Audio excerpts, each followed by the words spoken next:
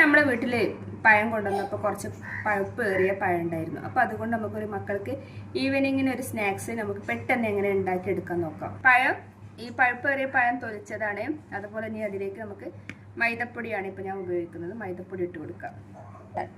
6 കയ്യിൽ മൈദപ്പൊടി ഉപയോഗിച്ചിട്ടുണ്ട്. പിന്നെ പഴം ഇനി ഇതിലേക്ക് 1/4 ടീസ്പൂൺ ബേക്കിംഗ് സോഡ, 1/4 ടീസ്പൂൺ മഞ്ഞൾപ്പൊടി ഒന്ന് നമുക്ക് മിക്സ് ആക്കി എടുക്കാം. ഇനി നന്നായിട്ടൊന്ന് മിക്സ് ആക്കി ഇനി ഇതിലേക്ക് കുറച്ച് വെള്ളം കൂട്ടി കൊടുക്കണം. ഇപ്പോൾ ഇതിൽ നമ്മൾ പഞ്ചസാര ഇട്ട് കൊടുത്തിട്ടുണ്ടായിരുന്നു. അപ്പോൾ പഞ്ചസാര ഇതിൽ 5 ടീസ്പൂൺ പഞ്ചസാര ഇട്ടിട്ടുണ്ട്. 5 ടേബിൾ ടീസ്പൂണ് പഞ്ചസാര ഇട്ടെടുത്തു. ഇനി ഇതിലേക്ക് വെള്ളം ഒഴിച്ച് കൊടുത്ത് മിക്സ് ആക്കി എടുക്കും. അപ്പോൾ നമ്മളിപ്പോൾ ഈ റെഡി ആക്കിയിട്ടുണ്ട്. മൈദൊക്കെ കുഴച്ച് വെച്ച് നമുക്കിതൊരു ക്രിസ്പിനെസ് ആവാൻ വേണ്ടിയിട്ട് നമുക്ക് ഒരു 50 ഗ്രാം റവ ഉപയോഗിക്കാം. റവ ഇട്ട് കൊടുക്കാം. എല്ലാം കൂടെ ഇട്ടിട്ട് എല്ലാം കൂടെ മിക്സ് ആക്കി വെക്കാം. അപ്പോൾ നമ്മളെ ഈ കൂട്ട് ഇങ്ങനെ ആയിട്ടുണ്ട്. ഇനി നമുക്കിത് ഒരു 5 മിനിറ്റ് റെസ്റ്റ് ചെയ്യാൻ വെക്കാം.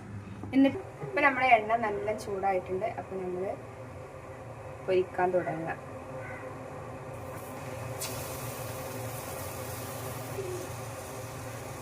ഇതൊക്കെ നമ്മൾ ഓരോന്ന് ഇട്ട് കുറച്ച് ചുട്ട് കൊടുക്കുന്നുള്ളൂ കേട്ടോ.